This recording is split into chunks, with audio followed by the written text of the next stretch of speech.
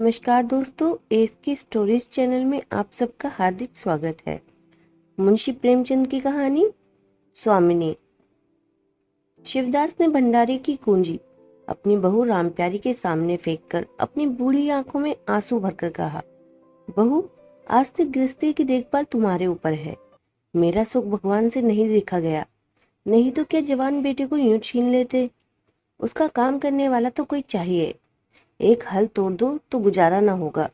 मेरे ही कुकर्म से भगवान का ये कोप आया है और मैं ही अपने माथे पर उसे लगा लूंगा। बिरजू का हल अब मैं ही संभालूंगा। अब घर की देख रेख करने वाला, धरने उठाने वाला तुम्हारे सिवा दूसरा कौन है। रो मत बेटा, भगवान की जो इच्छा थी वह हुआ और जो इच्छा होगी वह होगा। हमारा तुम्हारा क्या बस है। मेरे जीते जी तुम्हें कोई टेढ़ी आंख से देख भी न सकेगा। तुम किसी भी बात का सोच मत किया करो। बिरजू गया, मैं तो अभी बैठा ही हुआ हूँ। राम प्यारी और राम दुलारी दो सगी बहनें थीं। दोनों का विवाह मथुरा और बिरजू के सगे भाइयों से हुआ था। दोनों बहनें नहर की तरह ससुराल में भी प्रेम और आनंद से रहने लगी। शिवदास को पेंशन मिली। दिन भर द्वार पर गपशप करते, भरा पूरा परिवार देखकर प्रसन्न होते और अधिकतर धर्म चर्चा में लगे रहते थे। लेकिन देवगति से बड़ा लड़का बिरजू बीमार पड़ा और आज उसे मरे हुए 15 दिन बीत गए। आज क्रियाक्रम से फुर्सत मिली और शिवदास ने सच्चे कर्मवीर की भांति फिर जीवन संग्राम के लिए कमर कस ली। मन में उसे चाहे कितना ही दुख हुआ हो, उसे किसी ने रोते नहीं देखा। आज अपनी बहू को देखकर एक क्षण के लिए उसकी आंखें सजल हो गईं, लेकिन उसने मन को संभाला और रुद्रकंठ से उसे दिलासा देने लगा। कदाचित उसने सोचा था घर की स्वामिनी बनकर विधवा के आंसू पुछ जाएंगे। कम से कम उसे इतना कठिन परिश्रम ना करना पड़ेगा। इसलिए उसने भंडारे की कुंजी बहू के सामने फेंक दी थी। वे दब्बे की व्यथा को स्वामित्व के गर्व से दबा देना चाहता था। राम प्यारी ने पुलकित कंठ से कहा, यह कैसे हो सकता है दादा कि तुम मेहनत मजदूरी करो और मैं मालकिन बनकर बैठूं। काम धंधे में लगी रहूंगी तो मन बदला रहेगा। बैठे बैठे तो रोने के सिवा और कुछ न होगा। शिवदास ने समझाया, बेटा, देवगति में तो किसी का बस नहीं। रोने धोने से हल्काने के सिवा और क्या हाथ आएगा। घर में भी तो बीसों काम है। कोई साधु संत आ जाए, कोई पाहुना ही आ जाए, तो उनके सेवा सत्कार के लिए किसी को घर में रहना ही पड़ेगा। बहू ने बहुत से हीले किए, पर शिवदास ने एक न सुनी। शिवदास के बाहर चले जाने पर राम प्यारी ने कुंजी उठाई तो उसे मन में अपूर्व गौरव और उत्तरदायित्व का अनुभव हुआ। जरा देर के लिए पति वियोग का दुख उसे भूल गया।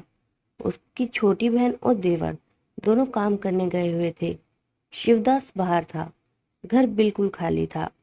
इस वक्त वह निश्चित होकर भंडारे को खोल सकती है। उसमें क्या क्या सामान है, क्या क्या विभूति है, यह देखने के लिए उसका मन ललायित हो उठा।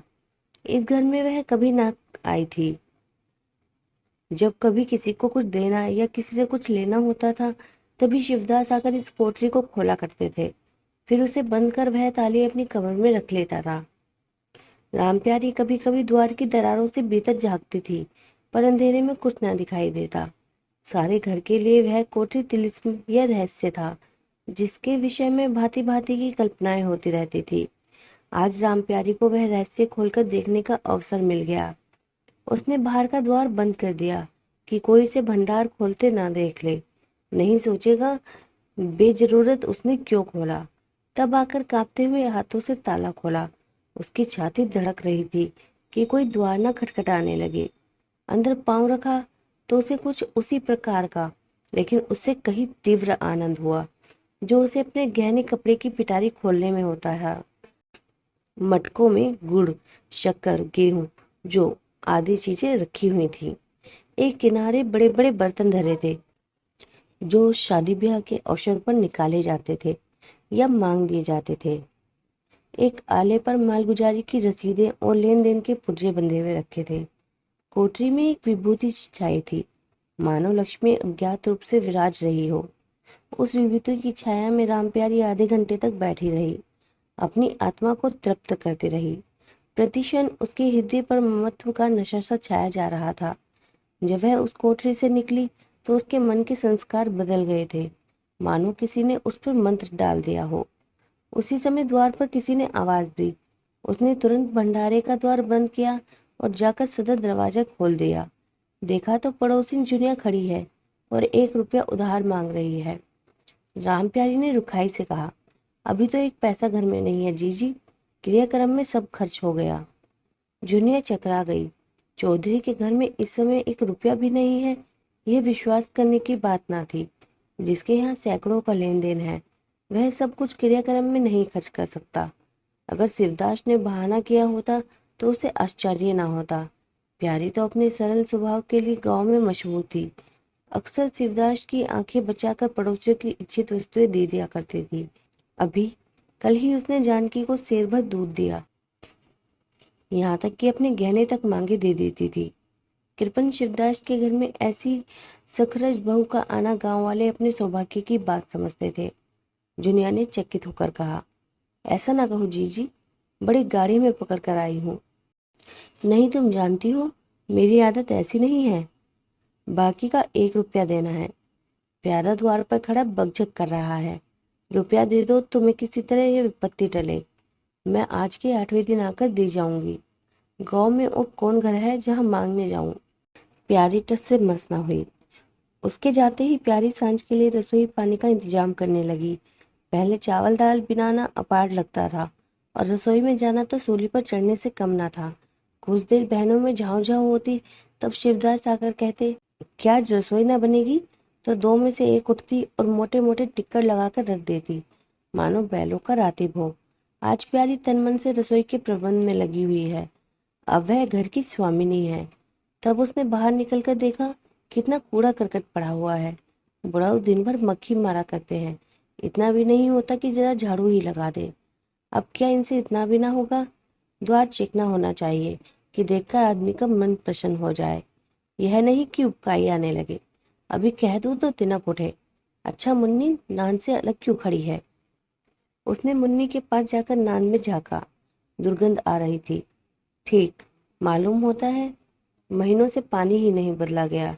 इस तरह तो गाय रह चुकी, अपना पेट भर लिया, छुट्टी हुई। और किसी से क्या मतलब? हाँ, दूध सबको अच्छा लगता है। दादा द्वार पर बैठे चिलम पी रहे हैं, मगर इतना नहीं होता कि 4 घड़ा पानी नान में डाल दे। मजूर रखा है, वह भी 3 कौड़ी का। खाने को 1.5 सेर, काम करते नानी मरती है। आज आता है तो पूछती हूँ, नान में पानी क्यों नहीं बदला? रहना हो तो रहे या जाए, आदमी बहुत मिलेंगे। चारों ओर तो लोग मारे मारे फिर रहे हैं।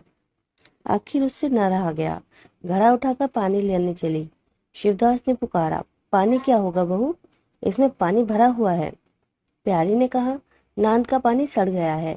मुन्नी भूसे में मुंह नहीं डालती, देखते नहीं हो, कोस भर पर खड़ी है। शिवदास मार्मिक भाव से मुस्कुराए और आकर बहू के हाथ से घड़ा ले लिया। कई महीने बीत गए। प्यारी के अधिकार में आते ही उस घर में जैसे बसंत आ गया।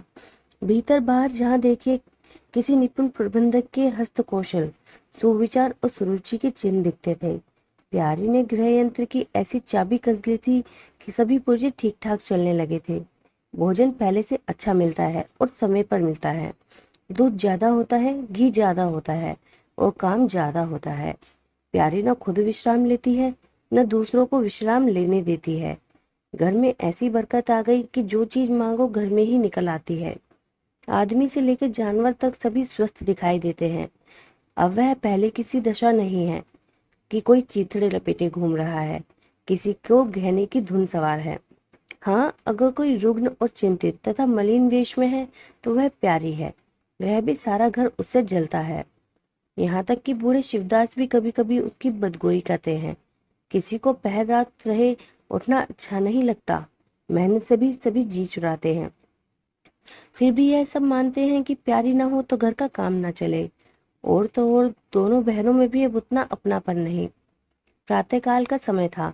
दुलारी ने हाथों के कड़े लाकर प्यारी के सामने पटक दिए और घुनाई हुई बोली, लेकर इसे भंडारे में बंद कर दे। प्यारी ने कड़े उठा लिए और कोमल स्वर में कहा, कह तो दिया, हाथ में रुपए आने दे, बनवा दूंगी। अभी ऐसा घिस नहीं गया है, आज ही उतार कर फेंक दिया जाए। दुलारी लड़ने को तैयार होकर आई थी। बोली, तेरे हाथ में काहे को कभी रुपए आएंगे और काहे को कड़े बनेंगे। जोर जोर रखने में मजा आता है ना। प्यारी ने हंसकर कहा, जोर जोर रखती हूँ तो तेरे ही लिए, कि मेरे कोई और बैठा हुआ है कि मैं सबसे ज्यादा खा पहन लेती हूँ। मेरा अनंत कब का टूटा पड़ा है। दुलारी, तुम न खाओ ना पहनो, जस तो पाती हो। यहाँ खाने पहनने के सिवा और क्या है। मैं तुम्हारा हिसाब किताब नहीं जानती। मेरे कड़े आज बनने को भेज दो। प्यारी ने सरल विनोद के भाव से पूछा। रुपए ना हो तो कहाँ से लाऊं? दुलारी ने उद्दंडता के साथ कहा, मुझे इससे कोई मतलब नहीं, मैं तो कड़े चाहती हूँ। इसी तरह घर के सब आदमी अपने अपने अवसर पर प्यारी को दो चार खरी खोटी सुना जाते थे और वह गरीब सबकी धोस हंसकर सहती थी।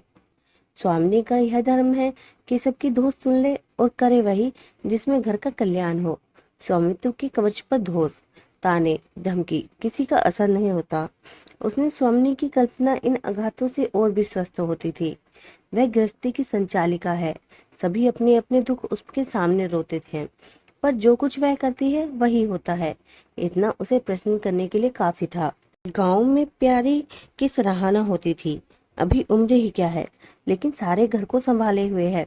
चाहती तो सगाई करके चैन से रहती, इस घर के पीछे अपने को मिटाए देती है। कभी किसी से हंसती बोलती भी नहीं, जैसी काया पलट हो गई। कई दिन बाद दुलारी के कड़े बनकर आ गए। प्यारी खुद सुनार के घर दौड़ दौड़ गई। संध्या हो गई थी। दुलारी और मथुरा हाट से लौटे। प्यारी ने नए कड़े दुलारी को दिए। दुलारी निहाल हो गई। चटपट कड़े पहने और दौड़ी हुई बराठे में जाकर मथुरा को दिखाने लगी। प्यारी बराठे में द्वार पर छिपी खड़ी है दृश्य देखने लगी। उसकी आंखें सजल हो गईं। दुलारी उससे कुल 3 साल ही तो छोटी है, पर दोनों में कितना अंतर है। उसकी आंखें मानो उस दृश्य पर जम गई। दंपति का वह सरल आनंद, उनका प्रेमालिंगन, उनकी मुग्ध मुद्रा प्यारी की टकटकी सी बन गई। यहाँ तक कि दीपक के धुंधले प्रकाश में वे दोनों उसकी नजरों से गायब हो गए और अपने ही अतीत जीवन की एक लीला आंखों के सामने बार बार नए रूप में आने लगी। सहसा शिवदास ने पुकारा, बड़ी बहू, एक पैसा दो, तमाकू मंगवाऊं। प्यारी की समाधि टूट गई। आंसू पोंछते हुए भंडारे में पैसा लेने चली गई। एक एक करके प्यारी के गहने उसके हाथ से निकलते जाते थे। वह चाहती थी मेरा घर गांव में सबसे संपन्न समझा जाए, और इस महत्वाकांक्षा का मूल्य देना पड़ता था। कभी घर की मरम्मत के लिए और कभी बैलों की नई गोई खरीदने के लिए, कभी नातेदारों के व्यवहार के लिए, कभी बीमारी की दवा दारू के लिए रुपए की जरूरत पड़ती रहती थी। और जब बहुत कतर विरोध करने पर भी काम न चलता तो वह अपनी कोई न कोई चीज निकाल देती, और चीज एक बार हाथ से निकलकर फिर न लौटती थी। वह चाहती तो इनमें से कितने ही खर्चों को टाल जाती, पर जहाँ इज्जत की बात आ पड़ती थी वह दिल खोलकर खर्च करती। अगर गांव में हेठी हो जाए तो क्या बात रही, लोग उसी का नाम तो धरेंगे। दुलारी के पास भी गहने थे, दो एक चीज मथुरा के पास भी थी, लेकिन प्यारी उनकी चीजों को ना छोड़ी। उनके खाने पहनने के दिन है, वे इस जंजाल में क्यों फंसे। दुलारी को लड़का हुआ तो प्यारी ने धूम से जन्मोत्सव मनाने का प्रस्ताव किया। शिवदास ने विरोध किया, क्या फायदा, जब भगवान की दया से सगाई ब्याह के दिन आएंगे तो धूमधाम कर लेना। प्यारी का हौसलों से भरा दिल भरा क्यों मानता। बोली, कैसी बात करते हो दादा, पहले से लड़के के लिए भी धूमधाम ना हुई तो कब होगी। मन तो नहीं मानता, फिर दुनिया क्या कहेगी, नाम बड़े दर्शन छोटे। मैं तुमसे कुछ नहीं मांगती, अपना सारा संजाम कर लूंगी, गहनों के माथे जाएगी और क्या। शिवदास ने चिंतित होकर कहा, इस तरह एक दिन धागा भी ना बचेगा। कितना समझाया, बेटा भाई भौजाई किसी के नहीं होते, अपने पास दो चीजें रहेंगी तो सब मुंह जोहेंगे, नहीं कोई सीधे मुंह बात भी ना करेगा। प्यारी ने ऐसा मुंह बनाया मानो वह ऐसी बुरी बातें बहुत सुन चुकी है, और बोली, जो अपने हैं वे भी न पूछे तो भी वे अपने ही रहते हैं। मेरा धर्म मेरे साथ है, उनका धर्म उनके साथ है। मर जाऊंगी तो क्या छाती पर लाद कर ले जाऊंगी। धूमधाम से जन्मोत्सव मनाया गया। बरही के दिन सारी बिरादरी का भोज हुआ। लोग खा पीकर चले गए। प्यारी दिन भर की थकी मांदी आंगन में एक टाट का टुकड़ा बिछाकर कमर सीधी करने लगी। आंखें छपक गईं। मथुरा उसी वक्त घर में आया। नवजात पुत्र को देखने के लिए उसका चित्त व्याकुल हो रहा था। दुलारी सौरगृह से निकल चुकी थी। गर्भावस्था में उसकी देह क्षीण हो गई थी, मुंह भी उतर गया था, पर आज स्वस्थता की लालिमा मुख पर छाई हुई थी। सौर के संयम और पौष्टिक भोजन ने देह को चिकना कर दिया था। मथुरा उसे आंगन में देखते ही समीप आ गया और एक बार प्यारी की ओर ताककर उसके निंद्रामग्न होने का निश्चय करके उसने शिशु को गोद में लिया और उसका मुख चूमने लगा। आहट पाकर प्यारी की आंखें खुल गई और उसने नींद का बहाना किया और अधखुली आंखों से यह आनंद क्रीड़ा देखने लगी। माता और पिता दोनों बारी बारी से बालक को चूमते, गले लगाते, उसके मुख को निहारते थे। कितना स्वर्गीय आनंद था। प्यारी की तृषित लालसा एक क्षण के लिए स्वामिनी को भूल गई। जैसे लगाम से मुख बंद, बोझ से लदा हुआ, हाँकने वाले के चाबुक से पीड़ित, दौड़ते दौड़ते बेदम तुरंग हिनहिनाने की आवाज सुनकर कनौतियां खड़ी कर लेता है और परिस्थिति को भूलकर एक दबी हुई हिनहिनाहट से उसका जवाब देता है। कुछ वही दशा प्यारी की हुई। उसका मातृत्व, जो पिंजरे में बंद मूक निश्चेत पड़ा हुआ था, समीप से आने वाली मातृत्व की चहकार सुनकर जैसे जाग पड़ा और चिंताओं के उस पिंजरे से निकलने के लिए पंख फड़फड़ाने लगा। मथुरा ने कहा, यह मेरा लड़का है। दुलारी ने बालक को गोद में चिपटा कर कहा, हाँ क्यों नहीं, तुम्ही ने तो 9 महीने पेट में रखा है। सांसद तो मेरी हुई, बाप कहलाने के लिए तुम कूद पड़े। मथुरा, मेरा लड़का ना होता तो मेरी सूरत का क्यों होता? चेहरा मोहरा रंग रूप सब मेरा हिस्सा है कि नहीं? दुलारी, इससे क्या होता है? बीज बनिए के घर से आता है, खेत किसान का होता है, उपज बनिए की नहीं होती, किसान की होती है।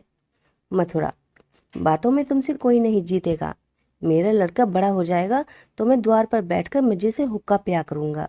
दुलारी, मेरा लड़का पढ़े लिखेगा, कोई बड़ा ओहदा पाएगा, तुम्हारी तरह दिन भर बैल के पीछे न चलेगा। मालकिन से कहना है कल एक पालना बनवा दे। मथुरा, अब बहुत सवेरे ना उठा करना और छाती फाड़कर काम भी न करना। दुलारी, यह महारानी जीने देंगी? मथुरा, मुझे तो बेचारी पर दया आती है।